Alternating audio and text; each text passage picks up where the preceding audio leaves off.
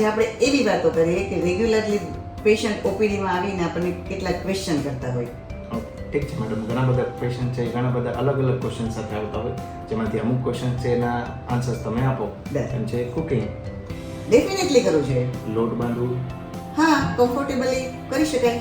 Gym, yoga, exercise, gym avoid, yoga better, exercise હળવી exercise definitely કરી શકાય. Job કે ઓફિસ વર્ક, જો ઓફિસ વર્ક સિટિંગ પોઝિશનમાં છે તો કરવું જ જોઈએ.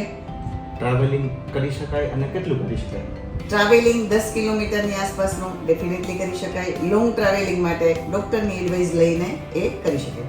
પલાઠી વાળીને નીચે બેસવું, કરી શકાય, પણ છેલ્લા મહિનાઓમાં બને ત્યાં સુધી ચેર પર બેસવું. સ્ટેરકેસ ઉપર ચડવા અને નીચે ઉતરવું, કરી શકાય. જો ડૉક્ટરની એડવાઇસ બેડ રેસ્ટની હોય તો અવોઇડ કરવું.